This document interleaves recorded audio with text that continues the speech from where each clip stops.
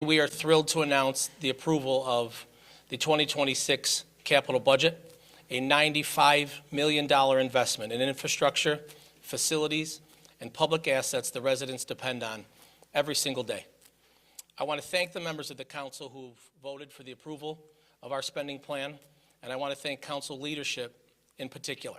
I believe that there has been better communication and more cooperation on this capital budget that I can remember. And that includes Buffalo Public Schools Superintendent Pascal Mubenga and their CFO Jim Barnes. This capital budget strengthens every corner of Buffalo. It prioritizes neighborhoods, supports the facilities families use every day, our cultural assets that bring visitors to our city, and continues building upon investments my administration has made over the course of the past year.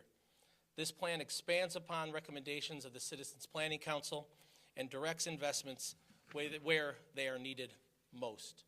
To highlight some of the things included in the capital budget, there's more than $5 million to modernize community centers, modernizing their buildings, improving safety, expanding access to programming, along with HVAC, roofing, and interior upgrades at parks and recreational facilities citywide. More than $7 million to strengthen our parks, pools, and public spaces. Citywide work includes new trees, improved playground investment and trails, and improved lighting and safety. There's more than $4 million for cultural institutions and libraries, funds that support essential building needs like roofing, HVAC, structural repairs, and public-facing improvements. More than $15 million to support police, fire, and public works, from new fire apparatus and police vehicles to upgrades at district station houses across the city. There's also funding for the Department of Public Works to continue resurfacing streets, repairing sidewalks, upgrading signals and lighting, improving snow fighting equipment, and modernizing our operational yards. More than $8 million dedicated to citywide infrastructure improvement, supporting roadway reconstruction, drainage improvements, sidewalk and ADA upgrades, bridge and right-of-way work, and critical facility system replacements, giving the city the flexibility we need to address needs in every district across the city. And there's more than $55 million in improvements to Buffalo Public Schools facilities as well, reimbursed at up to 97% by New York State. As I mentioned, this does not get done by our administration alone. It takes tremendous partnership, great cooperation. And as I said, during this process, the level of cooperation that we had with the Buffalo Common Council was better than I've really ever experienced. And I want to welcome the Common Council President and the Majority Leader to the podium to say a few words. Thank you, Mayor. I want to thank the Mayor for his cooperation and participation and partnership in this capital budget. This capital budget also includes a lot of council member requests and priorities. I want to thank our Majority Leader for working with council members. And, throughout the 9 districts, there are always several needs and requests, and our Majority Leader did a great job in prioritizing those requests and getting them done with the Mayor this year. This year's capital budget focuses on much-needed investments in our city's infrastructure. We're investing in our streets, our city buildings, essential equipment like plows and vehicles, and improvements to our police stations. Importantly, we're making investments into our Buffalo Public Schools. I have 2 students in Buffalo Public School high schools. I visit those facilities frequently. I know that they need work, investment, and we cannot defer the investment that has the bills continuing to add up, and it ends up costing us more in the long run. And our kids deserve modern, safe, and welcoming spaces to learn. I'm also very glad to see that this budget includes projects that reflect the priorities of council members in their districts. No one knows their districts better than council members who represent them. And I'm happy that this capital budget includes them. And just recapping everything, the Mayor and our Majority Leader helped put this capital budget together with myself, and it's an important investment for the city of Buffalo, and we need to continue to invest in our infrastructure. Thank you very much. Good morning. I'm very honored to be here. I want to thank the mayor. I want to thank my colleague, Council President Bowman, and all of my colleagues. I'm very proud that and to stand strong in supporting of this capital budget that we passed. It's our obligation to make decisions based on the real needs of the citizens that we represent, and that's exactly what we did. Did we go over the cap a little bit? We did, but there's a difference in just in spending immediately. And for the first time in several years, every single councilmatic district is represented in this. Whether you voted for the issue or not, all 9 districts are included in this particular budget. And we were really intentional. I want to thank the mayor for working with us to make those adjustments. The CPC had a meeting. He heard us loud and clear and immediately reached out to council leadership and asked, what do members want? We immediately reached out to them, and we got 2 or 3 of each of their proposals, and the response was they showed up in almost everybody's requests were present in the current proposal. Every district, this means every community, no matter where you live, will see an investment and improvement. That equity is long overdue. Most of my colleagues in my short tenure here, we're going into 2 years, have always complained that we don't see ourselves in the capital budget, and this is the first time that I can say with full assurity, working with this administration, we have it. So let me be clear that approving or authorizing these projects does not mean issuing the funds today. We retain the ability to time responsibly. We move forward when the city is ready and when each project is ready. With 97.1% of the Buffalo Public Schools being able to be reimbursed, the possibility of reconstituting the Joint School Construction Board means that we won't run into this issue again if the state approves. In addition to that, we do have some reimbursable projects on the city level, but to not include them in this current capital budget would be irresponsible for us. It would be something that would not be reflective of the people that we represent. It also reflects the responsible stewardship and genuine commitment to all of our residents. So I'm ecstatic and very supportive of the work we've done and confident that we will deliver real results in the months and years to come. Thank you. Thank you very much, Council President, Majority Leader. You know, some people, if they look at this budget, they see the amount of it, and they look at us borrowing on behalf of the public schools, might not understand that the Buffalo Public Schools lost its ability to bond out through the sunsetting of the Joint Schools Construction Board a couple years ago. And I had conversations with the then superintendent and the current one this year, and I can't think of a more important investment than in our schools and making sure that we're providing safe, secure buildings for our kids to continue to learn and flourish here in the city of Buffalo, so we provide the next generation of leaders here in the city. Here to speak on behalf of the Buffalo Public Schools and the partnership that we've established in the capital budget process is their Chief Financial Officer, Jim Barnes. Thank you, Mayor. Thank you, council members. I just want to say thank you to the mayor and the Common Council for their leadership and persistence in approving a capital budget that includes the needs of Buffalo Public Schools. Not only for the $55 million that's included in the 2026 budget, but for the approximately $33 million of projects they approved last year. Many of these projects are already making a difference at our schools. And as I've grown to work with these guys and meet with them and get to know them, I want to thank all of them for recognizing that our 30,000 students and their families are an integral part of the city in every aspect, including capital projects, and truly taking the time to understand the very unique and powerful reimbursement mechanisms that are available to Buffalo Public Schools projects. So thank you, Mayor. Thank you, council members.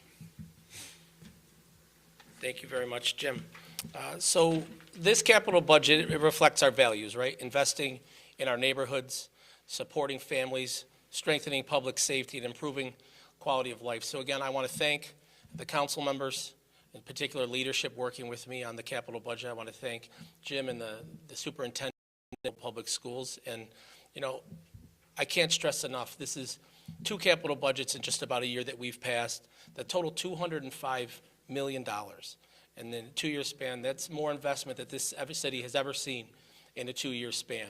And, it took some creativity to get it done, using different avenues, different borrowing mechanisms, reimbursement mechanisms. But it's a way we have to continue to invest in the city of Buffalo if we want the city of Buffalo to reach its full potential. We cannot go backwards. We can't think small. We have to continue to think big. And the only way to do that is investing in ourselves. And that starts with things like the capital budget. So again, just want to thank the tremendous partners that we have for approving this, getting this budget across the finish line, and we can open it up to any questions. Can we talk about the schools specifically, what does this capital budget do for you all? Be specific where it's going to be spent and how. Last year, I think you got to start with last year, 21 schools. We're about halfway to two-thirds completed already with projects that address new lighting, new windows, new roofs, the foundation of healthy and safe buildings. The 2026 projects largely build upon that at an additional 17 schools. So between the 2 years, we'll have improved the health and safety building conditions for, let's see if I can add two numbers, 40 schools out of 60. So as the mayor says, and he's been a big champion of it, this is historic, at least in recent times, and we need to continue this every year. Mayor, you're still in that ongoing legal battle with the controller's office. I think citizens, residents might be a little confused of how this sorts out from that. Can you explain a little bit? I'm a little confused by why we're still in that situation. Unfortunately, we're still in that legal battle. I think it's important that we see that legal battle through so that we're setting precedent and people know who has what capacity, what roles when it comes, and what authority when it comes to the capital budget. It's very clear in our city charter, the Buffalo Common Council authorizes spending, and no one should be usurping the council's authority. And I think that's what happened here. But we cannot stop planning for the future. The council members, the Buffalo Public Schools leadership, myself, understand the needs of the city, our infrastructure, our facilities, our school buildings, our cultural institutions. We can't continue to plan for the future because one person is holding something up in the short term. We might run into a capacity issue next year because we missed out on an entire construction season this year, but as the majority leader said, this is the spending plan. So if there's a situation next year where maybe projects aren't ready because we don't have the capacity, they don't have to be bonded out right away. Right? I don't encourage the city of Buffalo to ever start taking on debt and having to pay interest on projects that aren't shovel-ready. And, we're certainly willing to have those conversations about the projects that are shovel-ready so they can go out and bond. I know the council members feel the same way. They don't want to take on any additional debt that we don't need to. So moving forward, we just have to continue to plan. And hopefully we'll see an end to the legal situation in the near future. Maybe with, most of us here in municipal finance experts will tell you it makes sense, right, to borrow for long-term projects and have long-term use. But I think the average constituents might not fully understand that. Can you explain why it makes sense to continue borrowing though there are no reserves left and that sort of thing?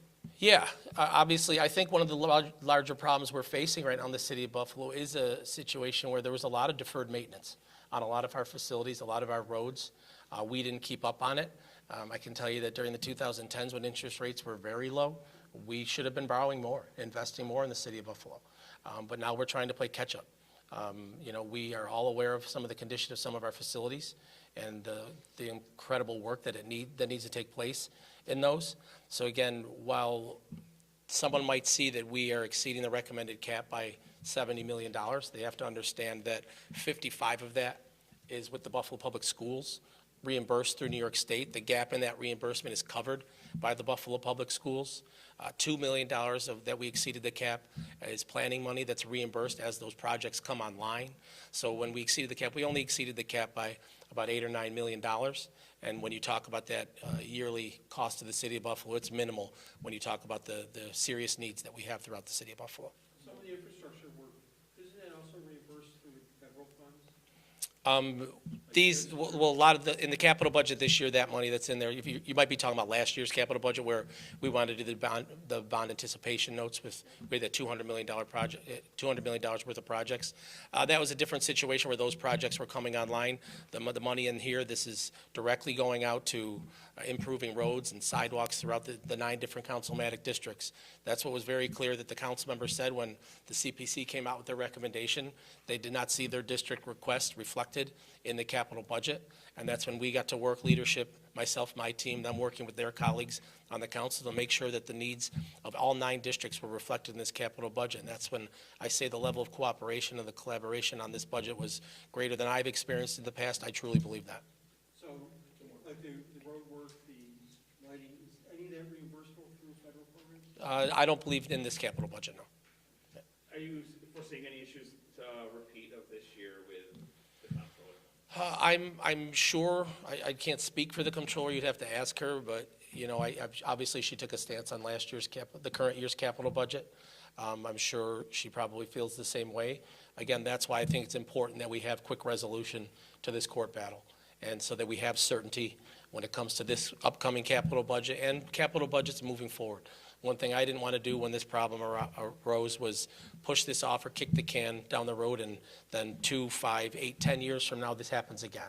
I think it helps everyone involved, whether it's the comptroller's office, the council, the mayor's office, the Buffalo Public Schools, to have everyone on the same page and everyone knows what the authority is. And I want to be very clear about something. I absolutely believe that the comptroller should chime in and advise the mayor's office, the council, on the impact, the potential impacts of their decisions. I think that's what the comptroller is there for. But there is a limit to that authority, and I think it's very clearly laid out in the charter that the comptroller advises the council and the administration on these things. We have a tremendous amount of borrowing capacity at our disposal. So we are, with regard to borrowing, we're nowhere near that cap, and we're okay moving forward. Are you obligated at all to confer with the incoming Ryan administration on the budget? I missed the beginning, I'm sorry. Are you obligated to talk to the Ryan administration about it, and did you? Yeah, we are in full-blown transition conversation with the incoming administration, making sure we're setting them up for success moving forward. One thing I want everyone to be clear of, anyone who's worried about that, there's a very seamless transition taking place. The next administration's success means that the city of Buffalo will be successful. So I certainly hope that they're as successful as possible, and that positively impacts the residents of the city of Buffalo. So we are certainly communicating with them, not on just the capital budget, but on all the operations here in the city of Buffalo, getting them up to speed as quickly as possible so they can hit the ground running and there's no lag time come January 1st. All right. Thank you, everyone. Thank you.